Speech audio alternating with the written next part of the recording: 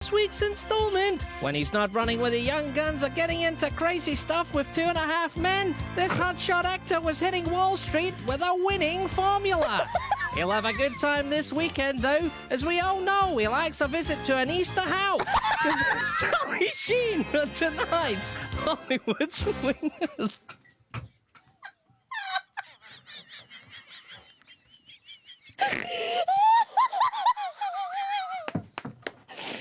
Introduction means it's time for our favourite segment of the show, Hollywood Swingers, where we celebrate those Hollywood stars who have swung into music. This was a bad day to choose making full eye contact with Paul during his Hollywood Swinger introduction. Whew. Paul, Charlie Sheen is this week's Hollywood Swinger? Yes. Tell me about him. Born Carlos Irwin Estevez. He's my least favourite Estevez. On September the 3rd, 1965, it was a Friday, in New York City to artist mother Janet Templeton and father Ramon Estevez, who you will also know as the legendary actor Martin Sheen. Best president America ever had, President Bartlett.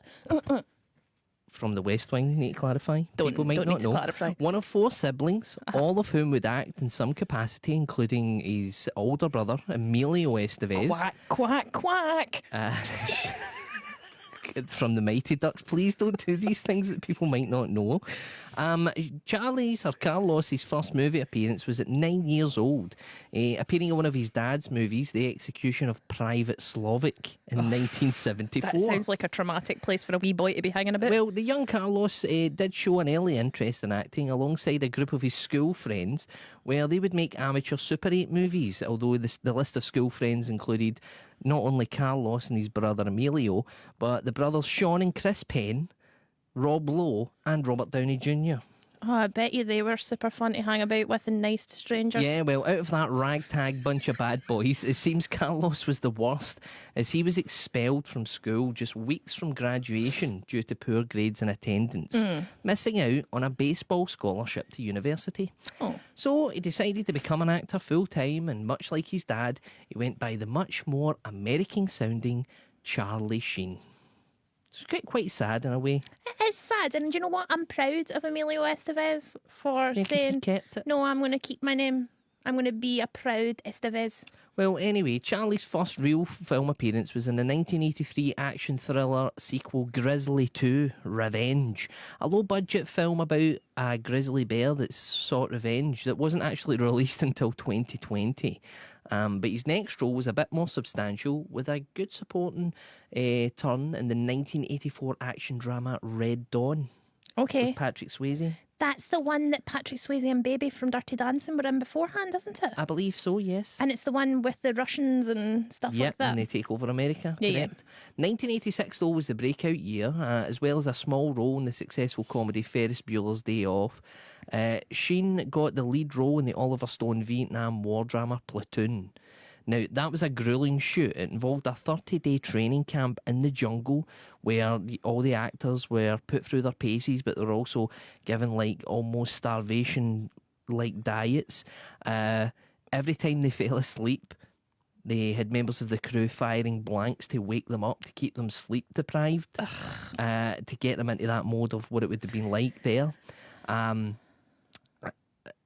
Sheen almost then fell to his death from a helicopter, which had banked sharply, but he was saved by his fellow actor Keith David. No? No. You know.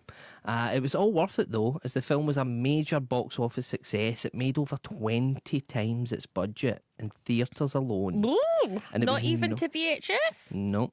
And it was nominated for 8 Academy Awards. Sheen followed it up the next year with Oliver Stone's next movie, Wall Street. Another big hit.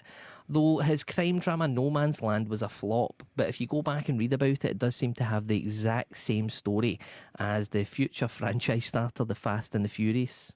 Oh, they like steal DVD players and run races? Pretty much. He gets car thefts. He goes undercover as a car thief in the gang. Bet you he was furious when he saw The Fast. The next year, Sheen was asked by Oliver Stone to I do star... know who Keith David is. I've looked him up. Yeah. Was asked by Oliver Stone to star in another movie for him, Born on the 4th of July, only for Oliver Stone to then not tell Charlie Sheen that he'd replaced him with Tom Cruise. And Charlie only found out when his brother Emilio phoned him up and was like, "You're not in this film." So he fell out with Oliver Stone and wouldn't take a role in his movies until the Wall Street sequel, And I like decades bet later. Oliver Stone was absolutely devastated. Probably. At the time, maybe, because 1988 was still all right, though, for Charlie Sheen as he starred alongside his brother in Young Guns. That was a big hit.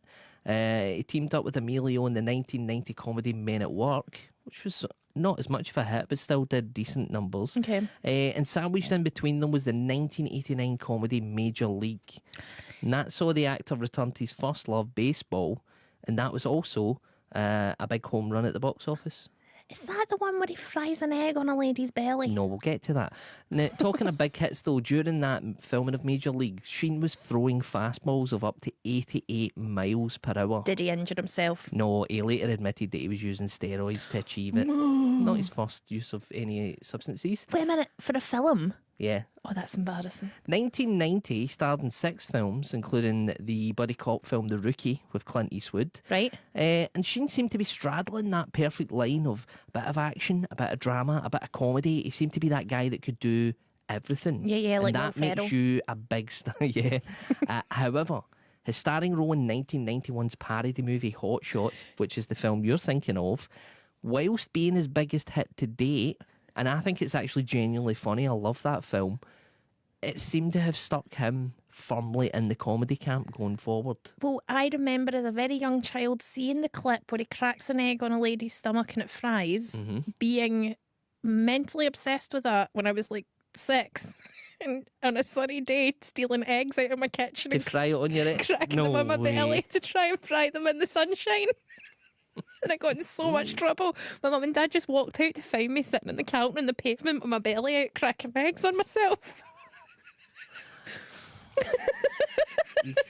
Explains a lot. At the same time, his personal life seemed to be getting a bit out of hand. Oh no. At this time, he was Carlos, what you engaged doing? to Kelly Preston, who's the now current Mrs. John Travolta. Oh, okay. But she left him after he accidentally shot her in the arm. And there was also rumours of growing... That's terrible. No, but you have to have a gun out He to says accidentally shoot somebody. What he said was it was in his pocket and she was in his jeans and it fell out when she was like going to wash them and it shot him in the arm. Don't know if I believe that one, but anyway. 1993, the actor did Hot Shots Part 2. Again, another big hit. Yep. I think it's really funny, but again, it just kind of started to pigeonhole him in that role. But you and I enjoy that kind of joke, Mel Brooksy, or If like it's good. Aeroplane or Naked Gun type thing. We think that's funny. Yeah. But I can understand other people seeing you in that and just being like, no, you're a write-off because this is ridiculous. Pretty much. I mean, the same year he did star in The Three Musketeers, which did make a decent return at the box office, but it also gave us that wonderful, wonderful song starring Sting, Rod Stewart and Bryan Adams. But it was all unravelling in a big way, including that bizarre time that Sheen was filming a movie in Glasgow and he was the talk of the town, visiting places of ill repute in Glasgow's East End and apparently stealing biscuits from a corner shop. I can't believe he was here and my auntie met a guy who knows Spartacus. And this is back at a time when nothing was here. Now they've got like, there's Harrison Ford filming Roller Indiana skating. Jones at the same time that Michael Keaton's there being Batman at the same time. Richard Osmonds. What? That guy who does House of Games, he's in Glasgow. I don't think that's at the same level, actually. But in any case, yeah, you didn't have... Scarlett Johansson, she doing fell in the walking- pavement in that's Glasgow. Right. All the big stars are all kicking about now, but at that time, no one came here. So the fact that he came here and then did all this dodgy stuff Stole some biscuits. was fantastic. But Fantastic. then it wasn't fantastic because what we thought was funny Yeah. at the time and mental, that bad behaviour ultimately resulted in Charlie Sheen suffering a stroke in 1998. But it looked like he got his act together because he bounced back by taking over from Michael J. Fox in the sitcom Spin City. Did, I think, 2 series of that. I didn't know that. Yeah, he took over the lead role in that. I love Spin City. Yeah, and then he got the lead role in a comedy series called 2.5 Men. Starring in 177 episodes of the show, it was, rightly or wrongly in my opinion, the biggest show on US television, with Sheen getting almost by the end of it, $2 million an episode to essentially play himself. Now, I've got a rubbish sense of humour and I enjoy a lot of trash. And I like sitcoms and I even like Chuck Lorre's other work. Like the Big Bang Theory. I like stuff. the Big Bang Theory. I like Dharma and Greg. Easy I watches. like his sitcoms. I find them fun. 2.5 Men. I have never hated a sitcom more than I hate that sitcom. I find it grates on me so painfully. It's big business, no, but the demons, they were still at the door. Production of the show was halted at one point due to Sheen having to enter rehab. And Sheen's in this horrible cycle of addiction makes you unpredictable and it makes you behave in a certain way where people can't take you seriously because you're being unpredictable and you're behaving in a certain way, which then leads to more addiction, and it's an incredibly sad cycle. Yeah. And the fact he's laughing and joking through it doesn't make it funny. No. It's still sad. No, it all came crumbling down when the actor made offensive comments aimed at the series creator, and that led to Warner Brothers cancelling the remaining episodes for that season and then ultimately dismissing the actor. Yeah. Now, because he was such a big star, basically the biggest star in television at that point, he did get snapped up for a new series immediately called Anger Management on a rival channel. After the initial 10 episodes, it got a run, like a contract for 90 episodes. That's what they signed him up for, 90 episodes. But Sheen's antics followed him. He fell out with Selma Blair, who was the lead actress on the show, ended up getting her axed from it. There was negative reviews, there was flailing ratings, but FX, the studio, had to fulfill that big contract. So they made a second season of that show that consisted of 90 episodes and then just cancelled it. They basically just went, we're going to make them all now. They made them all in a big row and just cancelled it. So there's a second series of that show, has 90 episodes just to fulfill that contract. I don't mean to be like a killjoy here, but when you hire a man who is volatile, has suffered from mental illness, is a drug addict, is struggling with his addiction, has repeatedly struggled with his addiction and has been sacked from his last show for being antagonistic towards his workplace colleagues. You play with fire, you're going to get burned. Yeah, you know what you're getting there. And then things really, really hit the fan if that wasn't enough, which we had that really weird and sad time that seemed to be a joke for a long time of Charlie Sheen saying things like winning and tiger blood and all these catchphrases and his harems of adult film actors and that lived with him. But it ended basically with Charlie Sheen testing positive for HIV, which, if we look for a silver lining in any of this, led to a massive increase in HIV awareness and in people getting themselves tested for it and taking preventative steps. Yeah, taking PrEP. So if we could only look at whatever silver lining we can get from it. Now, as far as I can see, Charlie Sheen seems to have been at least getting his life in some sort of order now and things with all these other relationships. So I could only wish him the best. Yeah. But it does seem like a real waste of what seemed like a big talent in the 80s. And then even you could say a big comedic talent coming out of the 90s. I'm going to controversially say I don't think he was ever that good. I don't think he was that funny. I remember the films People from when I was liked a him, kid. though. He's not even my favourite Estevez. He's not my favourite Sheen nor my favourite Estevez.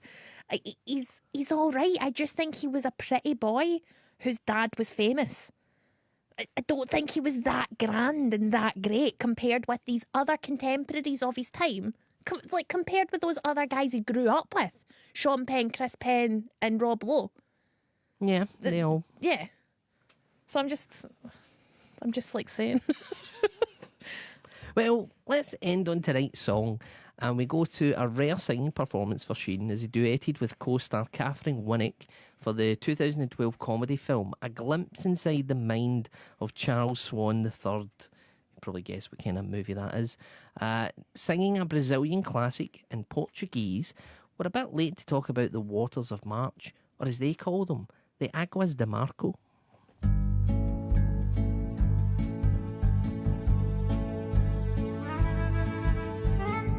É pau, é É o fim do caminho, é um resto de toco, é um pouco sozinho, é um caco de vidro, é o vida, é o som, é a noite e a morte, a la sua lanzão, é para do campo, é ano da madeira, canga, candeia, é uma chita pereira, é matéria de vento, como da ribanceira, é mistério profundo, é o vento ventando, é o fim da lareia, é a viga e o vão, festa da comieira, é o pé, é o show, é a marcha estradeira, passarinho na mão, pedra de atiradera, é uma ave no céu, é uma ave no chão, é um regato, é uma fonte, é um pedaço de pão, são as águas de março, fechão do verão, é promessa de vida no teu coração.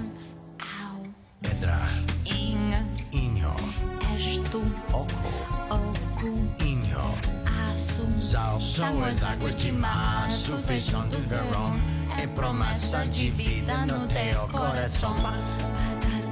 batata, zazaziza, ananana, gurarara, buzazaza, ananana, azaziza, buragara, zazazina, ananana, omarara, gurana.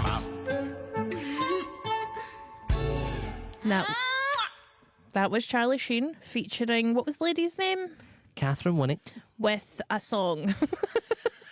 Aguas de Marco, the waters of March. And what language is that in, Paul? It's in Portuguese, so this song's it's like a Brazilian kind of folk song.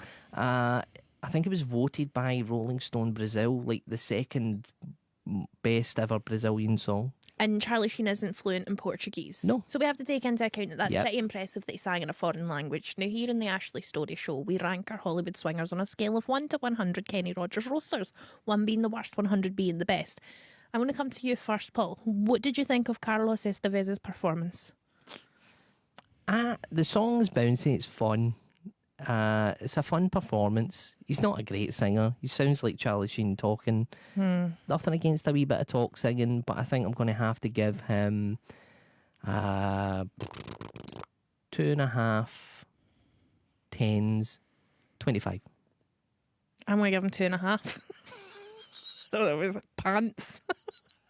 That wasn't pants. It was pants. That woman did all the heavy lifting, just like in 2.5 Men, where the woman who plays his ma does all the heavy lifting. That somebody else is doing all the work on this, and he's just making seal noises and sounding exactly like Charlie Sheen, because apparently that's been his whole career. It's just, I'm just me. Oh, well, good for you, Charlie Sheen. 2.5 points, and he's lucky he's getting them. Ewan Kerr's already been in touch with our Splinter group, the Whoopi Goldberg cushions. Not recognised. 5 cushions from the Splinter group. You can get in touch with us via text 80295. Let us know how many Kenny Rogers roasters you want to give to Charlie Sheen, Kenny Rogers being the greatest and the best Hollywood swinger. We want to hear from you. It's not just about me and Paul's opinions, it's about your opinions too, even though we will disagree with them. Kitten Sunny Open says, I found that quite disturbing. Don't know why. Do you really need a score from me? Yes, we need a score from you. Colin and Brenda says, can't sing, and that is what we should sound like if we had recorded that song. 5 roasters from Colin and Brenda. If Colin and Brenda wish to record the song Aguas de Marco, send it in, I'll play it. If you want to, Colin and Brenda, I second that. I'm excited by it. That's almost as exciting as when I went to see the moon earlier. Paul, I've realised that since I've changed my position so that I can make full can't eye see the contact with screen you, now? I can't see the screen now, and I don't know Well, what's coming up it next. was your choice to sit there like an was. idiot, but baby, don't change your mind.